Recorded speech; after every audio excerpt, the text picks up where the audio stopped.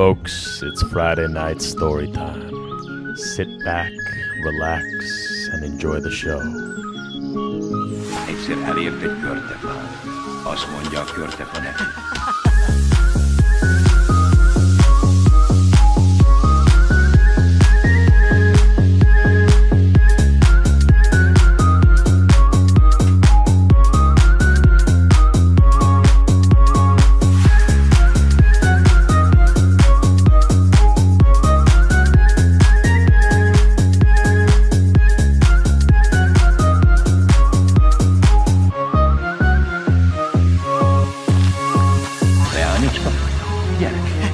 Engem a száraz ágattól, hogy engemet megtisztogatsz, jó tettedért kaphatsz.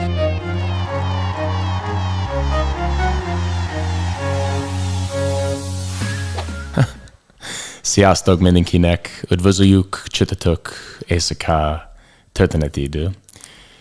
Tonight we are going to read part 2, második rész of the Hunor és Magor legenda, as written by Kate Seredy. You remember her from last week. Hungarian woman, born in 1899, 1899, moves to New York in the 1920s, just after World War I, becomes a children's book author, retells the stories of her homeland to American children. The White Stag, it wins the Newbery Medal in 1937, prestigious award for children's books. And the story is the story of Hunor and Magor. Last time we left off, their father, the King Nimrod, in Scythia, he's just died. And they have gone after this magical, miraculous deer. In Hungarian, it's called the Csodaszarvas, the miraculous stag. And now they come back, they tell all the people about the beautiful land they have seen, and we're heading into part 2, the twin eagles of Hador. But before we get started, I've got here, believe it or not, some Hungarian whiskey, the Vaddisznó on the front of the bottle. Vaddisznó, if you know what it means in Hungarian, please put it in the comments. Vaddisznó magyarul. This is from Gemenc, which is sort of like this southwesterly, I think, fairy tale like wood with lots of deers in it, lots of miraculous stags in the Gemenc forest, in the Gemenci Erdő. And this whiskey, my friend gave it to me. Hungarian whiskey, never saw it, never heard of such a thing. 48% alcohol, Gemenc Hungarian grain whiskey. And I have some coffee, a little bit of a pick-me-up before the story. So you've heard of Irish coffee. Today we're going to have some Magyar kave. Oh, egészségedre. Would you like a drink, Ray? All right. For Varázslatos Ray. Ray the Wizard. Egészségedre. TV will turn off automatically. Please press OK to keep your TV turned on. 42 seconds. 41. 40. 39. 38. Can he make it? Can he make it? Can he make it? All right. He made it. Egészség. Oh, look at this, by the way. I picked this up at an antiquarium on the way here. Budapest Anno. It's some sort of like ancient Budapest centric history book. 1,000 forints, $3 for this whole thing. Crazy. Anyway, we'll look through that another time. Hope I don't break it. And now we are on to the twin eagles of Hador, part 2. Oh, we got a comment right here. So the boar means Vaddisznó. Vaddisznó in Hungarian is boar. Right on the front of the bottle there. Gemenc Hungarian grain whiskey. Vaddisznó boar, but now we're more about the twin eagles of Hador. In Hungarian, the ikrek shas, the shash ikrek, the twin eagles. And away we go. Please feel free throughout the reading. If you have any comments, questions, concerns, please put them into the Beszélgetés Szoba. And as always, you can talk with me now. Budapest.fm/Willie. If anyone wants to come on video and discuss, feel free. Szabad. All right. Itt menjünk. The untamed wilderness closed on the broad path, broken by fire and crushed by sharp hoofs of horses. Fresh green sprouts grew on charred roots, vines covered deserted camping grounds. Black bear, fekete medve, and tawny mountain lions stalked their prey once more, unmolested by hunters. Snow fell, and the last traces of men were covered with a thick white blanket. The people of Hunor and Magor had left the headlands of wild Altainula forever. The snow-capped peaks had looked at their coming and going with indifference. In 12 moons, they had forgotten them. To the everlasting mountains, they meant no more than the passing of dry leaves blown by the wind. But the people had not forgotten the mountains, nor had they forgotten old Nimrod. The memory of his strength was like an armor around them. Their belief in Hadur like a magic sword. Nothing could resist.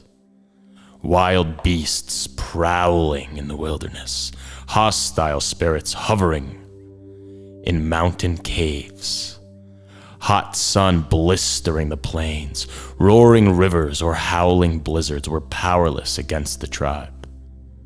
Relentlessly, they pressed on toward the promised land. Hunor and Magor became worthy successors to their father. They led the tribe safely to the gentle hills by the misty blue lake. For years they stayed there, undisturbed, gaining in strength and numbers. In the most beautiful spot, the Leg Yunyurubhai of the new land, they built the altar. There, fragrant herbs of the field were burning day and night. Fragrant is a word that means to smell. And fragrant, it has a positive connotation because fragrance is something that we associate with perhaps a perfume or the scent of cologne, a fragrant smell. So a connotation is when a word takes on a certain meaning, and the word fragrant, the fragrant herbs of the field, you can hear right there, it has a positive meaning. It smells delicious, perhaps. The fragrant herbs of the fields were burning day and night. There, great festivals were held every spring, when the ever-smoldering embers were stirred into roaring flames, when offerings of game and fruit were brought to Hadur. Then every man, woman, and child would gather and listen to the minstrels as they sang of the past and of the future. Old songs, wailing, sinister, like the voice of hostile spirits in the wilderness of Altain Ula. New songs full of joy and laughter, like the laughter of good fairies who lived by the misty blue lake, rousing songs full of faith of the coming of Attila. The story of the white stag became a song too, a song everyone knew by heart. And there was the silent question in every heart. Would the white stag come again to lead them toward the promised land? Then one day, Hunor and Magor saw the white stag again. They had been away all day on a hunt. Descending darkness found them still far away from camp. They spurred their horses on for it. Was not wise for any man to spend the ghost hour in the woods. They rode as fast as they dared through the thick, dark forest, but the ghost hour was upon them. Green-eyed owls, Zuld Semu Bagoyok, restless spirits of wicked men, hooted at them from the branches.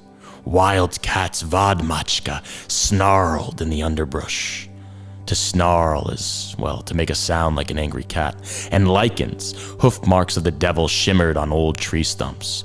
Gray mist crawled from the damp ground, blotting out paths and landmarks. The forest grew denser. Blocked paths, brambles tore at them. Hanging vines caught at them. Hunor and Magor reined in their trembling horses and peered around, trying to penetrate the darkness. They knew that they were lost in this strange, ghostly forest. Suddenly, Hunor exclaimed, "Look, brother, to your right, the white stag." Shimmering white against the dark trees stood the stag, not far away. He seemed to float on the rolling mist, to move with it slowly, silently away. "Follow him," whispered Magor, and his words echoed from the trees in the suddenly friendly forest. Follow him, follow him, follow him, follow him. Thorny branches coiled out of the way, and vines crept back to let them through. Away in sight, but never letting them nearer, moved the white stag, silently. Trees fell behind. Now they were riding on a grassy hill. A brook tinkled like silver bells, and the breeze sang sweeter than the flutes of minstrels. A cluster of white birches gleamed at the top of the hill. There the white stag turned to look at Hunor and Magor. Then they lost sight of him. When they reached the trees, he was nowhere in sight, but the sounds of bells and singing grew stronger. Now it seemed to come from the quivering silvery leaves of birches, such a lilting, luring, magic sound that they stopped to listen. Do you hear laughter and singing, brother? Asked Hunor. Do you see fairies dancing, brother? Asked Magor. So right now, Hunor and Magor, they've taken their people out of their ancient home, where their father Nimrod was the king. And they take them on this journey, and they rest for a while, waiting for this white stag to come back and lead them to a new land, to this promised land that Hunor and Magor had themselves found on this previous occasion. And they're here out on a hunt as their people are resting by the riverside in this new settlement that they've created. I think in the Hungarian history, this is somewhere amongst this sort of steppe lands of Ukraine or of Western Russia. They're resting, they're recovering, and they're waiting to go into the Carpathian Basin, into the promised land where this white stag is allegedly leading them. Of course, they don't know what the Carpathian Basin is at this point, but that's some of the imagery that's going on here. So Hunor and Magor, these two brothers, they now have the shared responsibility that used to be concentrated in the all-powerful figure of their massive, hulking father, Nimrod. And now they're here following and trying to search for this white stag to lead their people to this so-called promised land. Please feel free to drop any comments if you would like to discuss. We're here live. We can talk. budapest.fm/Willie. And away we go to follow this stag some more. As if their questions had drawn a veil from their eyes, an enchanting scene opened before them. The white birch trees formed a ring, enclosing a smooth green carpet of grass and flowers. Dancing in this ring were two beautiful maidens, fair as none whom Hunor and Magor had ever seen before. Their long hair was pale gold like the new moon. They wore wreaths of flowers in their hair and were clad in pure white garments. All around, under the trees, sat gay little dark men, coaxing sweet music out of their reed pipes. The eyes of Hunor and Magor flashed together. Moon maidens, whispered Magor. Moon maidens, those strange changeling fairies who lived in white birch trees and were never seen in the daylight. Moon maidens who, if caught by the gray hour of dawn, could never go back to fairyland again. Tundeshfuld, moon maidens who brought good luck to men. We must detain them. The ghost hour is waning, whispered Hunor. Silently, they dismounted and tiptoed closer to their dancing fairies. They were inside the ring of trees when a shivering sigh went through the branches and the music stopped abruptly. Somewhere a cock crowed. The two fairies stood motionless in the ring, gazing at Hunor and Magor with frightened eyes. A scurrying, scampering sound came from the underbrush, where the little dark musicians had been but a moment ago. Now there were only gnarled roots and dead stumps of trees. Gnarled, G-N-A-R-L-E-D. The G is silent. If something is gnarled, it's like a root, twisted, sort of notched. It's like you can see it, one of those little bulbs at the bottom of a rough tree. It's gnarled and its roots and its dead stumps. The two brothers smiled at the maidens and spoke to them gently. Hunor held out his hand. One of the maidens touched it with her fingers. Her touch was cool and light, as if a bird's wing had brushed his hand. She turned to her sisters and said something in a strange language. Now they seemed to have lost their fear, because they smiled and let Hunor. Oh, look at this. We got a picture here. You can see the moon maidens. This beautiful 1930s illustrations done by the author herself, Kate Seredy. Really a jack of all trades.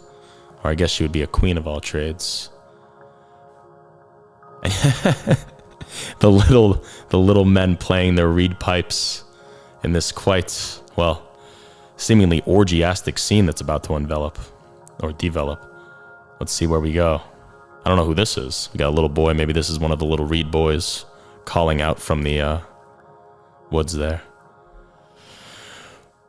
At the sight of the animals, they gave a little surprised laugh and exclaimed with joy when they were lifted into the saddle.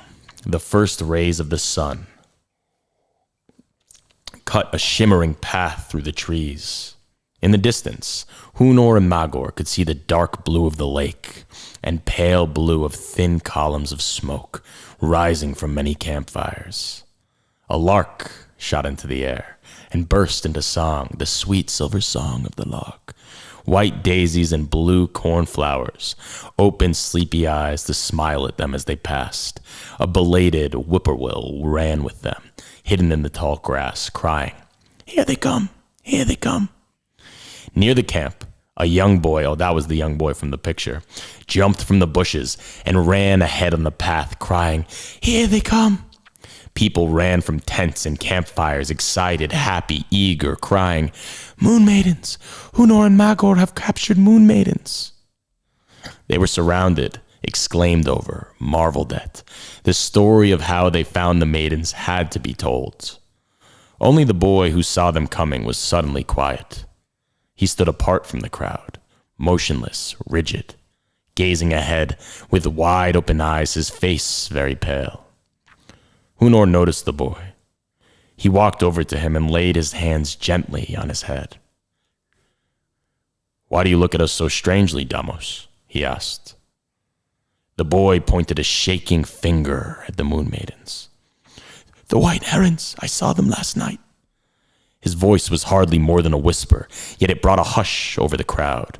People became serious, and women exclaimed, "He dreamed strange dreams last night. I heard him moan." She ran to the boy. "Tell us about your dream, my son." Damos shook his head. "It was not a dream, mother. I was not asleep." "What did you see, Damos? Tell us," urged Hunor. The boy began to speak haltingly in a low voice. "Last night, I went to sleep in my mother's tent. I don't know how long I had slept when I felt someone touch my eyes, and I heard a call. 'Damos, Damos, wake up and see. See and remember. Remember and speak.' I opened my eyes. There was no one in the tent, and it was very dark outside. I heard the call again. Then I went out. There was a light by the altar, and I saw an old man standing on the steps. I have seen him before someplace, but I cannot remember where or when. He was very tall, taller than Hunor, taller than Magor. His hair was long and white, and his eyes." The boy faltered for a moment. Then his voice grew stronger. "He called me with his eyes. He called me, and I went to him. He spoke to me again, but his voice was not the voice of a man. It came from the ground and the sky. It came from the trees and stones and from my own heart. It came from everywhere." "Nimrod!" groaned someone in the crowd. "His voice was like that." The boy went on. The voice said, "Open your eyes, Damos, and see and remember. I saw the embers on the altar glow brighter. I saw flames lick higher and higher, slim, narrow flames, pointed like swords. I followed them with my eyes, and then I saw 2 great eagles flying above. Between them flew 2 white herons, whiter than snow and slim, beautiful to behold. For a long time they flew together. Then I lost sight of them. Again I heard the voice. See, Damos, and remember. I saw one eagle and one white heron. Then they seemed to merge. Look at these eagles. Look at the white herons. This is Damos's crazy, potentially psychedelically infused dream that he's tweaking out with in the woods. And everyone thinks it's Hunor and Magor's father, Nimrod, coming back to send a vision. Perhaps it is. I heard the voice. Hear, Damos, see, hear and remember. I heard the clash of swords and the whine of flying arrows. I heard thundering hoofbeats and the battle cry of warriors. I saw the white eagle change color, become red as blood. He swooped down until his talons touched the flames and soared up again with a flaming sword clutched in his claws. The voice roared from the ground and the sky, the stones and the trees. Damos, remember and speak. The boy stopped. He was trembling like a leaf, as if the cloak of magic had fallen from him. He stood there, frightened, tired, just a little boy again. Once more, he began in a whisper. I was frightened. Everything became dark and I ran, I don't know where. When light came, I saw Hunor and Magor. The white herons perched on their shoulders. I cried, here they come. And suddenly, his voice broke and he finished with a childish sob. And suddenly, there weren't any white herons, only pale-faced girls with yellow hair. And now I can't see anything. He stumbled forward, groping with his hands. Mother, where are you? Hunor sprang forward and caught the boy in his arms. He looked into his eyes intently. Then he turned to the silent, awed crowd. The child is blind. He has seen what no human eyes can see, the future, and its glare has blinded him. Do not grieve for him, for now we have a prophet, one who will warn us and guide us, one who, like my father Nimrod, saw the coming of Attila. He turned to the boy's mother. Lead him to the tent and let him rest. An old warrior spoke now. The boy saw more than that, Hunor. He saw the mating of twin eagles, the twin eagles of Hunor, with white herons or moon maidens. Now everyone looked at the strange maidens. They were standing quietly under a tree, unfrightened, smiling and talking to each other. Strange, pale maidens with golden hair. Hunor and Magor had brought them. The twin eagles of Hadur had found them. Slim, graceful maidens, beautiful to behold, with their wispy white garments spread out like the wispy feathers of white herons or the rays of the pale moon. But they were warm and friendly, like any human girl. White herons or moon maidens, fairies or humans. Who were they? Who could tell? In the meantime, the moon maidens ceased to be the cause for wonder and curiosity. From the day when Hunor and Magor had brought them to the camp, children of the tribe followed them wherever they went. They were so beautiful and gay. Women of the tribe came to love them. They were so gentle and winning. Men respected them. They could heal the wounded and ease the sick. They learned to speak the language of the tribe and were called by the names Damos, the blind boy gave them. Tunde and Tsila. Tunde in Hungarian is a very nice name. Tunder is fairy, and Tunde, I believe it comes from Tunder. Damos was happy only when he was near Tunde. For hours he would sit by her side and listen to her singing. Her voice is as soft as the downy wings of a bird, he would say, and then people remembered again his dream of white herons. He was held in respect and awe, for he was not given the power to see the future. For was he not given the power to see the future? So it was Damos who lighted the torch of marriage for the wedding of Hunor and Tunde, of Magor and Tsila. It was Damos who poured clear spring water on their hands, joined over the flaming torch. His eyes could not see them, but he could hear their simple, sacred vows. Through fire and water I come to thee. Not fire nor water shall take me from thee.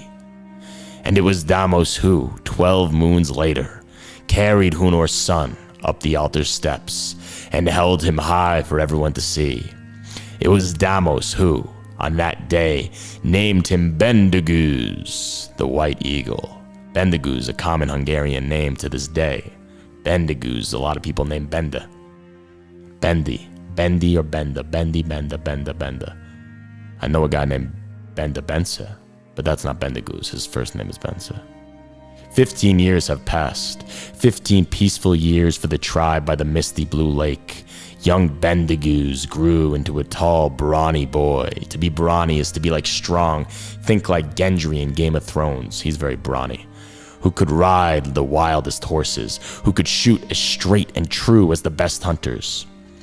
Boys of his age, and even those who were much older, soon accepted him as the best among them. When he was 10 years old, the peaceful years for the tribe came to an end. A rainless, windy spring was followed by a dry and sultry summer. Green pastures turned a dusty brown. Leaves hung limp on the drooping branches. Fruit blackened and dropped, shrunken to the ground. Day after day, the sun came up a sullen red and flooded the valley with shimmering, deadly heat. Spring ceased to flow, and the water in the lake receded, leaving evil-smelling slime on its banks. Game deserted the stricken land, traveling toward the west in droves. People grew gaunt and hollowed eyes. Many of them became ill. They remembered the dark days in the wild mountains, the suffering, the starvation, and they knew that the time had come to move once more. No one questioned the command of Hunor and Magor to pull up the tents to prepare for a long journey again.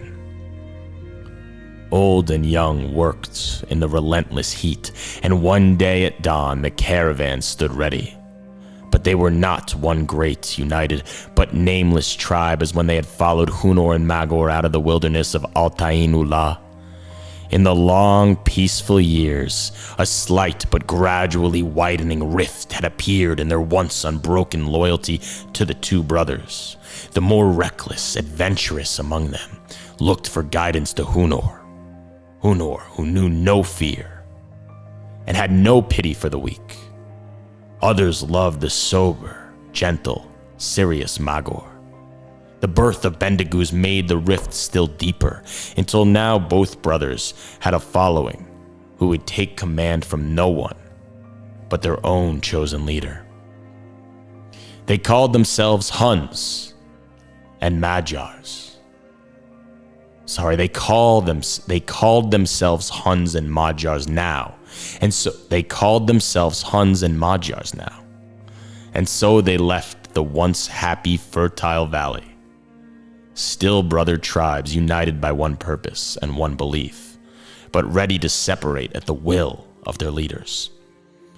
Hunor and Magor were hardly aware of this. Twin eagles of Hador, they rode together, spurred boots touching, their eyes turned toward the promised land.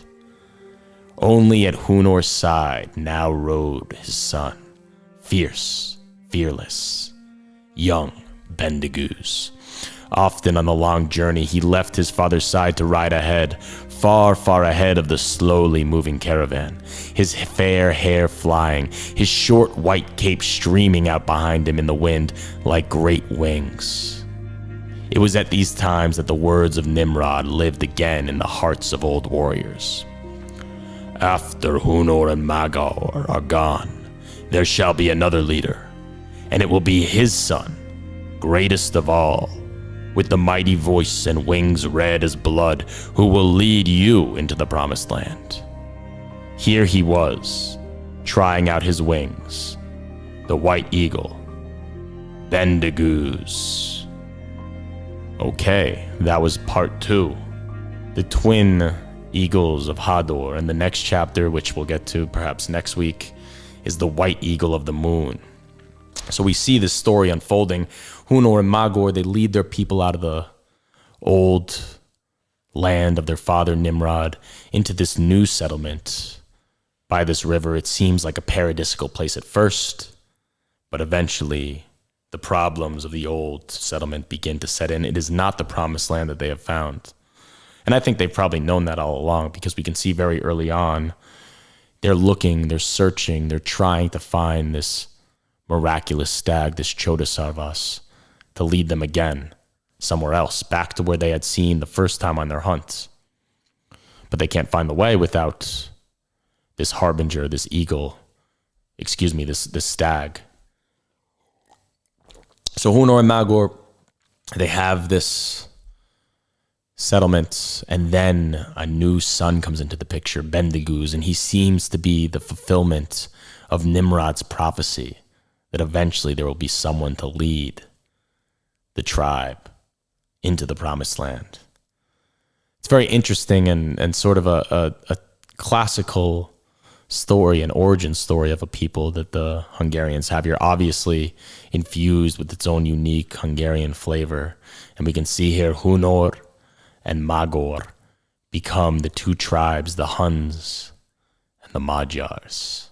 And I'm very excited to see how this story unfolds. I mean, we also have the moon maidens, Tunde and Sila, who become the wives. I forget which one goes with which, but either way, Hunor and Magor, lucky guys. They're just wandering through the woods following this deer, and they stumble upon these hedonistic fairies that are willing to go off with them. I mean, maybe it was more of a rape and pillage type thing, but in this romanticized, idealized version of the story, they just gave themselves up like that. So now they come back with the people, and there's this prophetic vision with this boy who saw this dream, and he seems to be tweaking out a little bit. And unfortunately, he goes blind. I mean, poor kid, but Hunor says, okay, he's a prophet now, and everyone loves and reveres and respects him, so maybe it's not all that bad. Either way, they are now primed to go out into the next part of this journey, this migration, which we know is probably going to lead them to the promised land of Magyarország, the Carpathian Basin, the flat plain, the valleys, the lush and verdant meadows and springs. But we're not quite there yet. We'll get there eventually. And we can see there's some rift developing between the two tribes here. We have the Hunor tribe. The Hunor tribe, they say that it's more maybe harsh and brutal, and then the Magor tribe is like sober and serious. And there's some sort of rift developing. Bendagooz seems like he's the promised one. Set the table for next week. Please, if you're watching, if you're out there, come join, come feel free to talk into the chat room. I think we're going to go to some Hungarian poetry perhaps right now. And we shall read a couple of poems. I think it's 8:03. We got about 25 minutes left. I hope the stream's up there on YouTube and Facebook. If it's not, I apologize. But if it is, come, chat, join, talking with Willie. You're more than welcome. Okay, let's see what we have here today. This is a book that I found in my house. The old woman who used to live there, unfortunately, she died. But she left behind a treasure trove, a library of old books. This one is Magyar Versek Könyve, Hungarian poetry book. Oh, we have a little inscription here on the upper corner. Can't make that out, but it does say 1963. 1963. The day that John F. Kennedy died was in 1963. My mother was too. Magyar Versek Könyve, Hungarian poems. They've got these cool little ink designs on the pages there. I love this in old books, that you can really get all sorts of different representations of arts. Okay, this one's called Egy Katona Ének. Egy Katona Ének. Something about soldiers. Katona is soldiers. Vitézek, mi lehet ez széles föld felett, szebb dolog az végeknél. Holott ki keletkör, az sok szép madár szól, kivel ember útján él, mező jó illatot, az ég szép harmatot, áld ki kedves mindennél. Ellenség hírére vitézenek szüve, Gyakorta ott felbuzdul, süt azon kívül is, csak jó kedvéből is. Vitéz próbálni indul, holott sebessedik ül, fog vitézkedik, homlokán ver lecsordul. Véres zászlók, állatlobogos koppáját, vitézek ott viselik. Roppant sereg előtt távol, az sík mezőt, széllel nyárgálják, nézik. Az pár duc kappakál, fényes sísákokkal, forgókkal szép mindenik. Jó szerecsen, lovak állatok ugranak, hogyha trombita riad. Küzdök ki strászát, áll ki lováról leszáll. Nyugszik reggel, hol virat, midőn éten éjjel. Csata visel lesel, mindenik lánkát s farat. Az jó híret nevert, s az szép tisztességért. Ők mindent hátra adnak, emberségről példát, vitézségről formát. Mindeneknek ők adnak. Midőn, mint jó solymok, mezőn széllel járnak, vágdalkoznak, futtatnak. Ellenséget látvan, örömmel kiáltvan, ők koppiákot törnek, s hangsúlyosan vagyon az dolog harcokon, szolitatlan megtenek. Sok vérben fertőzvén, arcorréja tervén, őzött sokszor megvernek. Az nagy, széles mező, az szép liget erdő, sétáló palotájok. Az utaknak lese, kemény harcok helye, tanuló oskolójok. Csattan való éjség, szomjúság, nagy hívség, s fáradtság, mulattások. Az éles szabjákán örvendeznik merten, mert ők fejeket szednek, viáddal helyeken, versesen,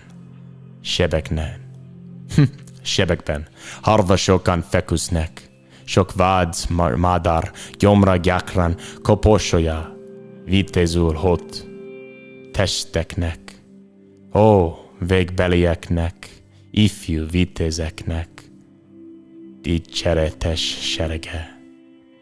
Kiknek ez világon, szerte szerint vagyon, mindeneknél jó neve, mint sok fát gyümölccsel, sok jó szerencsékkel, áldjon Isten mezőkbe. Okay, some sort of soldier chant there. Didn't really understand any of it, to be honest with you, but it sounded nice. Well, where shall we go now? Elnézést, excuse me. We could go to the land of King Arthur. We could go to really anywhere. I don't know if there's anyone out there, actually. But if you are out there, you can talk with me now. Most lehetsz beszélgetni. Mert most azt hiszem, szeretnék mesélni történeteket nektek. Mert egy nap voltam a fa alatt, és azt mondtam, hol lehet menni most? És persze, mint az mindig, azt mondtam, lehet menni a gyógyfürdőre. Igen, és miért nem? A gyógyfürdő mindig jó. És sétáltam a folyó mellett, és azt láttam a gyönyörű étterem, a klasszikus magyar csata, és azt mondta, talán lehet enni. és urtam, és rendeltem gulyás, és rendeltem a sört, és ittam, és ettem, és utána azt hitte, talán most lehet menni gyógyfürdőre. És sétáltam a gyógyfürdőre, és amikor elindul, nem elindul, de megelkezdtem a gyógyfürdőn, azt megolvasok. Király Arthur és a hercegek. King Arthur and his knights. I think last time we were, let's see.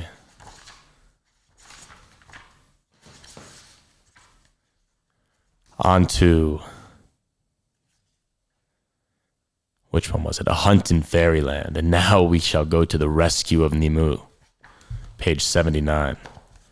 I'm going to do a little bit of a mixed reading here. We're going to do some English and some Hungarian. Let's just check this page count. I think this will be the last story that we have time for today.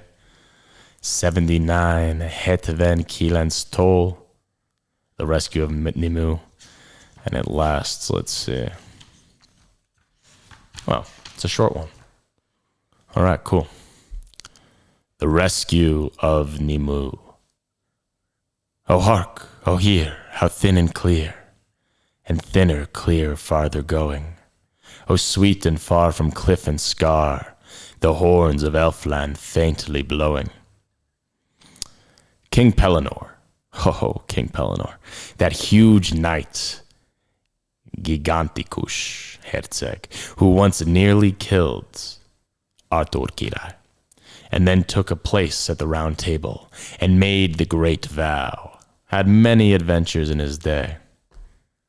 But the one you are going to hear about was the greatest of them all. You remember that he had galloped off at full speed after the fairy hunt. As he galloped, he swore to himself that he would save the pretty, weeping lady who had been carried off by the Fekete Herceg, and who would bring her back in safety from the enchanted forest. He had become separated from King Arthur, and was now quite alone among the trees of this strange place. But just in front of him, he could still hear the baying and yelping of the Hatvan, cold black Kutya. He rode on as fast as he could, and then something happened that would have amazed another knight, but did not surprise King Pellinore at all, because he had known such a thing to happen before. The baying of the hounds suddenly became muffled and strange, as if they had disappeared inside a cave. The king turned a corner, and there in front of him stood a great beast that was not like a lion. Vaj medve, és nem vaj sarkon, nor minden, de a világ. Alt és megnézett önt. Ezelőtt, turning around and lumbering away, crashing through the undergrowth, with as much noise as a hippopotamus would have made. And through the mouth of the beast there still came the muffled baying of the hounds. This strange monster had swallowed them all, but they seemed still to be hunting the fairy stag in the middle of the beast's inside. King Pellinore gave a great shout, for he had been hunting this beast all his life, and knew that he would probably go on hunting it until after he died, and never be able to kill it after all. But meanwhile he followed it hard through bush and brier, often losing sight of it, but always hearing the strange, muffled music of the Tundesh Kutyak. At last the beast disappeared altogether, and he saw a lady sitting by a fountain, who showed him the path that he must take through the enchanted forest, and told him that already the Fekete Herceg, the Black Knight, and the pretty, weeping maiden had gone that way. So then King Pellinore knew that in following the beast, he had come in the right direction for the fulfillment of his vow. He heard the hounds still baying, but a long, long way off as he hurried down the path shown him by the lady. In a very few minutes he reached a clearing in the wood, where two beautiful tents, Gynyuru Shatorok, one blue, és one vörös, were set up opposite each other in the flickering lights and shadows of the trees. At the door of one of these tents stood the maiden he had come to save, and on the trodden grass in the middle of the clearing, the Black Knight on the black horse was doing battle with sword and shield against another knight who seemed almost as big and strong as his enemy. King Pellinore poised his spear in his raised hand, and galloping forward drove his way between them. "How now?" he cried. "How is this? Who are you both that you fight in this way for the lady yonder, who belongs to neither of you, but came of her own will to ask the protection of Arthur Kirai?" Fekete Herceg had pulled his nage low onto its haunches, but he shouted back at King Pellinore, whom he did not know as one of the knights of the Round Table. "The lady is mine," cried the Fekete Herceg. "This foolish fellow here is trying to steal her from me, but she is mine. I fought Kirai Arthur for her, and I conquered him." "That is not true," shouted King Pellinore, and his voice in its anger rang all through the forest. "I was there and I saw it all. You carried the lady away before a single knight of the Round Table had time to spring to arms and do battle for her. But every man of Arthur's court knows you have no right to her. I have followed the coal-black hounds and the beast which swallowed the hounds all the way through this enchanted forest to take this lady back again. Come, meet me here in this open space of grass, and we will soon see which is the better man." Then the Black Knight rushed upon King Pellinore, and with their swords and shields and spears they fought until the forest rang with the noise. But the king was soon the conqueror. He killed the Black Knight's horse, and when he saw his enemy lying on the crushed turf, he also sprang to the ground to finish the fight fairly on foot. And finish it he did, for he cut off the wicked Black Knight's head. Then the other knight, who had watched the battle from a little distance, came forward gladly and told King Pellinore to take the lady back to Arthur's court. I was but trying to save her from the Black Knight," he said. I knew that he had no right to her." And he brought out a fresh, strong horse that had been tethered to a tree and put King Pellinore's saddle and bridle upon it, and said he would care for the tired, hot horse which had been in the battle. Then he went up to the door of the tent and, giving his hand to the lady, led her forward. The lady had stopped crying now, and had let down her veil and wound her hood about her head, so that King Pellinore could not see her face.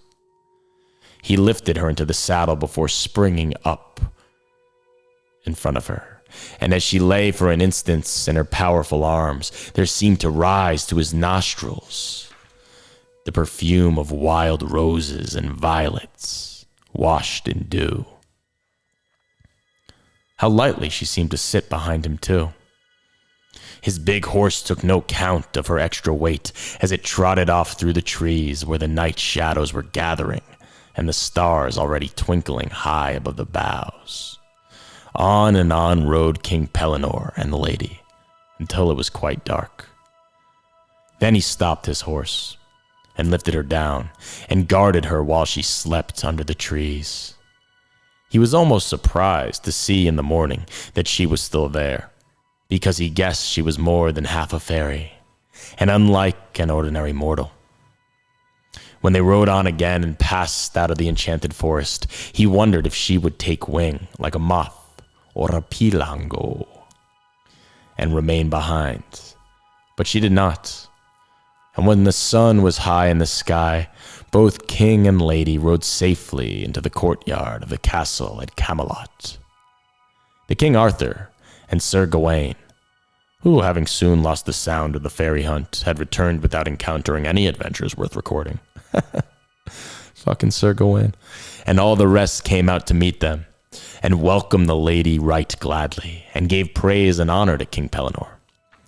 But the lady was still veiled, and at last King Arthur turned to her with courtesy. "You will find shelter and happiness forever at my court," said he. "The knights of the Round Table will be at your service, always ready to protect you, and never failing to honor you. But you came and went almost as swiftly, and with as much surprise to us as the fairy hunt itself, to which somehow I think you half belong. Will you then let us now see your face?" Then the lady threw back her veil and hood and showed her pretty radiant face to the king and all his knights. The knights murmured in admiration, for she was very, very najon beautiful, bomba. But the king cried out with joy, for he knew her now as he had not known her when the Black Knight carried her away. "You are sweet Nimue," he exclaimed. "You are she who showed me the barge in which I rode to take my sword Excalibur from the hand that held it above the water. You are one of those wonderful beings who love the world of knighthood, one of the ladies of the lake." Nimue smiled and let her veil fall again before she answered. "Yes, I am Nimue, a lady of the lake," said she, "and you have fulfilled your promise to me, King Arthur. From today, I shall never be far away from you. With the other ladies, my fairy friends, I will come and go between the enchanted forest and the royal and knightly court of Camelot." All right, King Pellinore, the former enemy of King Arthur, now accepted into his service and becomes one of his most loyal and trusted subjects of the Round Table. Unlike fucking Gawain, Gawain just goes out, is like, I can't hear anything, goes back home. King Pellinore goes out, rescues the Lady Nimue, who is the very same lady that had brought Arthur to claim his ancestral sword of Excalibur and become the rightful king. And now he repays that debt. So we see a real theme of loyalty here.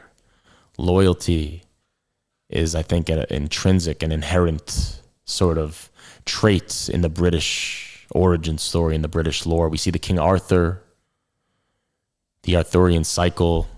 That is sort of the British origin story right here.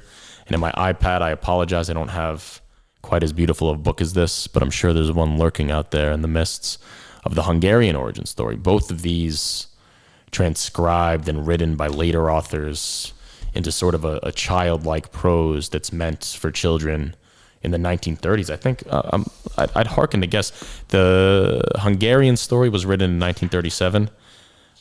I bet you that this one is about the same time. Let's see.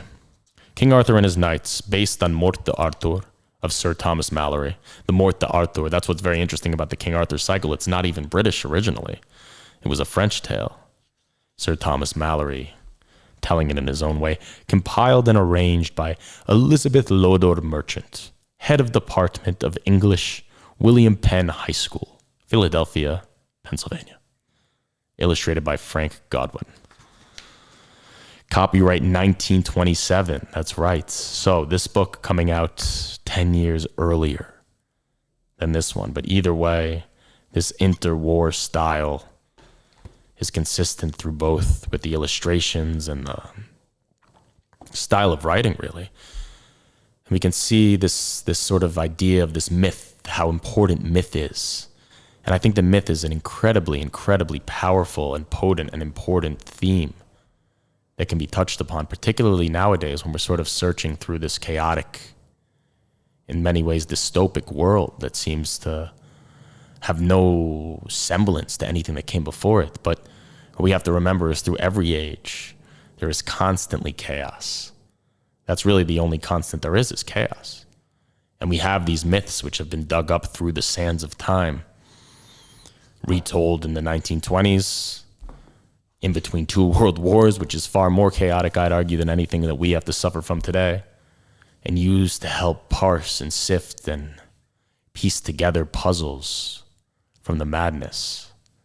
And I hope that these myths can help bring some sort of clarity and a sense of purpose to you as you hear them.